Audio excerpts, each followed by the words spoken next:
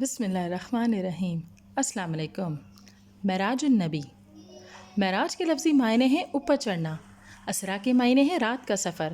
نبی پاک صلی اللہ علیہ وسلم کے براق کے ذریعے بیت اللہ سے مسجد اقصیٰ تک کے سفر کو اسرا کہا جاتا ہے، جبکہ مسجد اقصیٰ سے عرش الہی تک جانے کو معراج النبی کہتے ہیں۔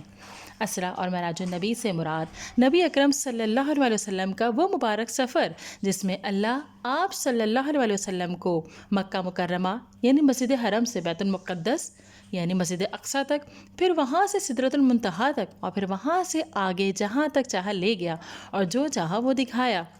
ماہ رجب کی ایک رات آپ حضرت ام ہانی رضی اللہ تعالی عنہا کے گھر پر سوئے ہوئے تھے کہ حضرت جبریل امین آئے اور حضرت محمد صلی اللہ علیہ وسلم کو ایک جانور براق پر سوار کر کے مسجد اقصیٰ لے گئے۔ قرآن مجید میں واقعہ معراج کو یوں بیان کیا گیا ہے، سورۃ الاسراء آیت نمبر 1۔ پاک ہے وہ جو ایک رات کے تھوڑے سے حصے میں اپنے خاص بندے کو مسجد الحرام سے اس مسجد اقصیٰ تک لے گیا۔ مسجد اقصیٰ میں نبی اکرم صلی اللہ علیہ وسلم نے تمام انبیاء کرام کی امامت کروائی اور پھر آسمانوں کی طرف روانہ ہوئے۔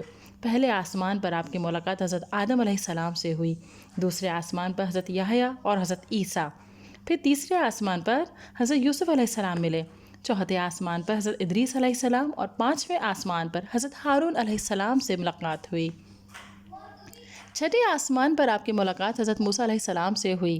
جب آپ صلی اللہ علیہ وسلم ساتویں آسمان پر پہنچے تو آپ کی ملاقات حضرت ابراہیم علیہ السلام سے ہوئی۔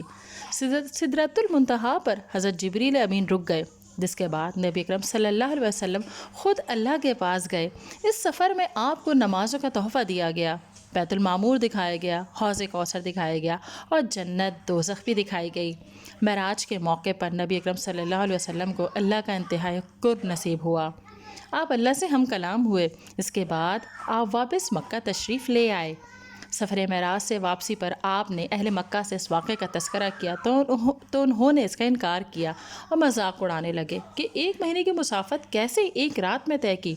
چنانچہ اللہ نے آپ صلی اللہ علیہ وسلم کا امتحان لینا، معذرت کے ساتھ ناظرین، اللہ تعالیٰ نے نہیں، لوگوں نے آپ کا امتحان لینا چاہا، آپ سے مختلف سوالات پوچھے، مثلا بیت المقدس کی کچھ نشانیاں پوچھی۔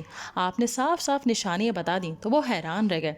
حضرت ابو بکر کو جب معراج النبی کے سفر کا حال معلوم ہوا تو آپ نے فوراً اس واقعے کی تصدیق کر دی۔ آپ صلی اللہ علیہ وسلم نے اسی موقع پر حضرت ابو بکر رضی اللہ تعالیٰ عنہ کو صدیق کا لقب عطا کیا۔ واقعہ معراج اللہ تعالیٰ کی عظیم الشان قدرت کا اظہار ہے۔ اس معجزے نے انسانی سوچ کو ایک نیا موڑ عطا کیا۔ اس سے پتہ چلتا ہے کہ اللہ تعالیٰ کی قدرت سے فاصلے سمٹ سکتے ہیں اور ناممکن چیزیں بھی ممکن ہو جاتی ہیں۔ شب معراج ایک رحمتوں اور برکتوں والی رات ہے۔ اس رات اللہ نے 5 نمازوں کا تحفہ بھی عطا کیا۔ ہمیں اللہ کے تحفے کی قدر کرنی چاہیے اور 5 نمازیں پابندی وقت کے ساتھ ادا کرنی چاہیے۔ ناظرین، اگر ویڈیو پسند آئی ہے تو اسے لائک کیجیے، شیئر کیجیے، کمنٹ دیجیے اور چینل کو ضرور سبسکرائب کیجیے۔